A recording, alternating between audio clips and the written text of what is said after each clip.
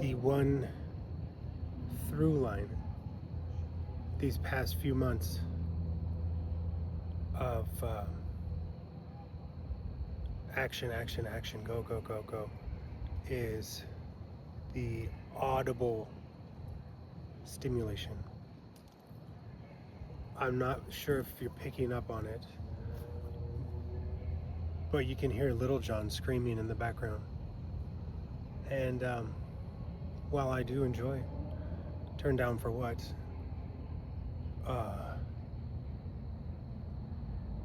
trying to find audible peace has been a difficulty.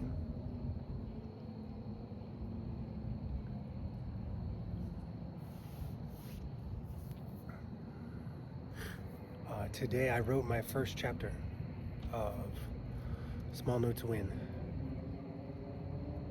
It was very emotionally charged.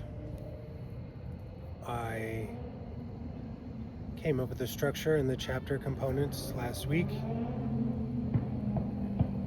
and today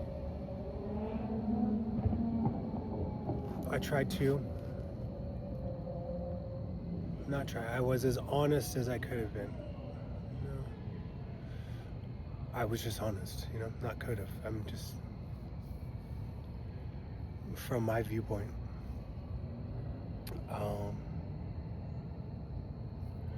Yeah.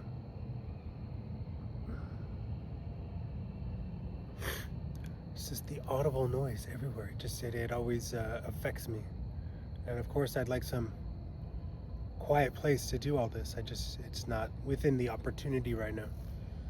And I also think that it's, for those of you that are watching, it's quite nice to see this beautiful Florida park with all the Spanish moss hanging. You can hear the cicadas in the back. So when I focus on that, it's quite nice.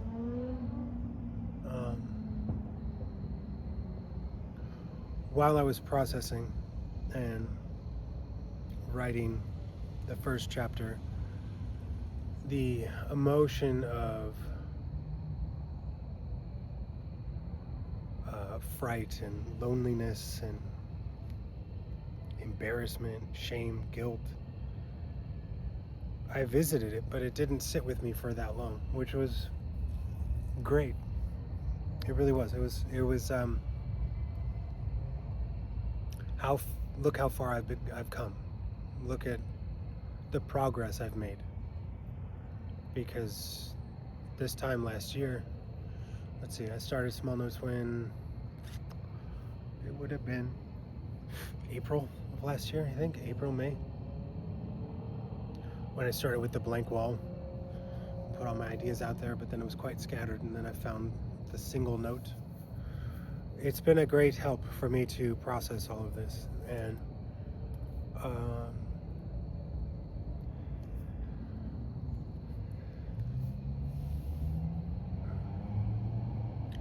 it's a funny thing, because I've been employed at a number of different places over the years, and I always hold my tongue to the benefit of the employer, as to not deface or degrade or demean the employer, instead of just speaking my truth. And I don't really want to do that anymore. And I work for people, and they don't supply you with a uniform, which whatever, it's up to them. And so I bring my own apron and I wash it myself, which is weird. They have uniforms there, but I don't fit any of them, and they tell me that I have to purchase one. It's just weird. And none of the staff dress the same. And I wear all black. It's just weird.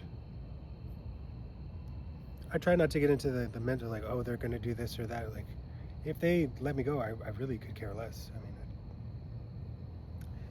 my indignation is not, it's just a job. I'm not going to be there forever.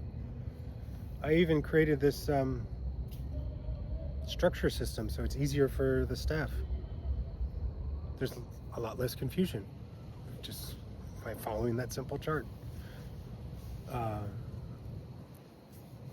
I've been in restaurants for 20 plus years, and I, I I know how people can be frustrating, and there's at a place that has zero training and all the expectation is on the junior staff. I mean, it's no wonder that there's an extremely high turnover. But what would I know?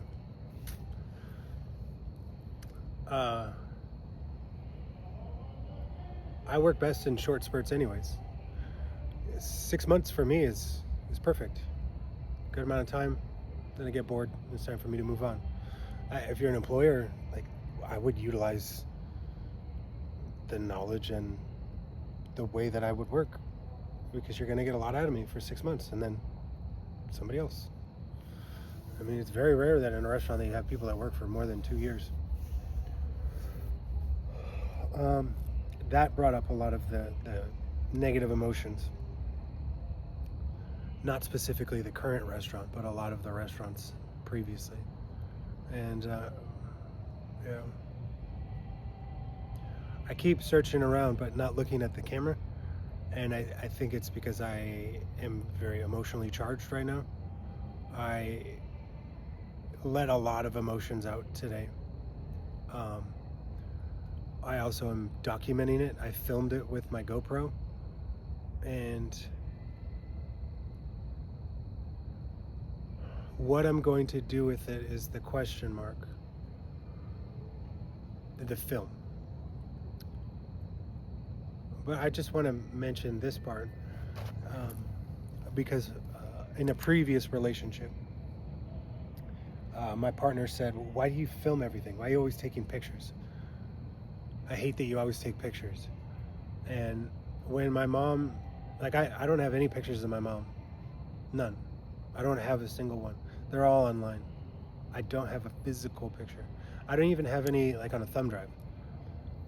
And the pictures of my brother, I have 2 physical. Pictures of my grandma, I have 1. And it's just a different time as well.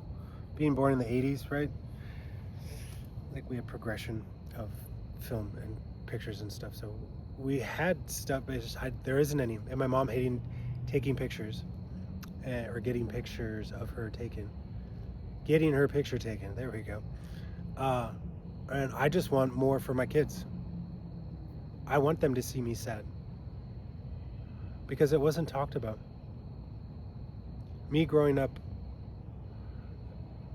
it was normal-ish, like, but emotions weren't necessarily talked about. I didn't know how to deal with anger. I didn't know how to deal with, like, rage, and I would get in trouble a lot with my rage, because I didn't know how to express myself. And I don't necessarily think it's taught. And with my kids, I can see that they're mad, and I look at them like, it's okay, like, be mad. Take a minute. Go take a minute. When you calm down, just come and talk to me.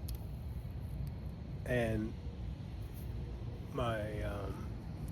we agreed to not talk, so I can't. I have an agreement with my ex-wife that I won't speak about her. I'm gonna keep this part in, but yeah, I've been doing mental gymnastics in my head about previous partners on how I vocalize it.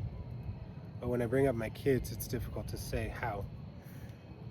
But moving forward, in regards to partners, I'm just going to be saying friend, which can be difficult for you to determine, but that's part of the point.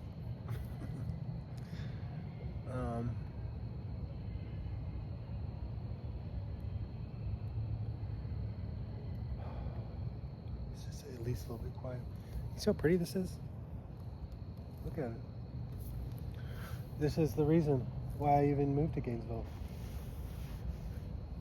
Spanish moss. I knew my mom would come visit me if I moved here. Yeah, specifically like 3 blocks away. I remember driving down that street over there. And I was like, dude, my mom would come. If I move here, my mom would come visit. didn't happen. It's been good just to vocalize all this stuff. I haven't been able to. Anytime I would bring it up in past relationships, it would be shot down. I can't deal with this right now. That's the phrase. Or I don't want to talk about this. And so I was, or ridiculed, laughed at. And I didn't have anybody to talk to about it. And so it felt very isolating, and my grief went overcoming. And when I'm looking at it now, especially through a sober lens, I enjoy when the memories come up because it's like they're visiting me. And case in point, for those of you who've watched, when I went to the beach for the New Year, when I was in the water, I was just smiling for a second, and I thought about my brother, and then I got pelted with a wave, and it just made me laugh so much. Yeah. I have to go open up the food truck. I need to cut it a bit in a second, but I consistently, every day when I journal, I write, I appreciate you. I see the hard work that you're doing. And I think out there for anybody, it's like, it's not always some grand fireworks. Like the good builds a little bit, and sometimes it's difficult to see how much progress your effort has made. That's why if you journal, you can look back on it. That's why if you take pictures, you can look back on it. And you can see those small little progressions, even in micro expressions in your face, or how you hold yourself, or how you talk to other people, or talk to yourself. You can just find those small wins. I believe in you. Keep at it.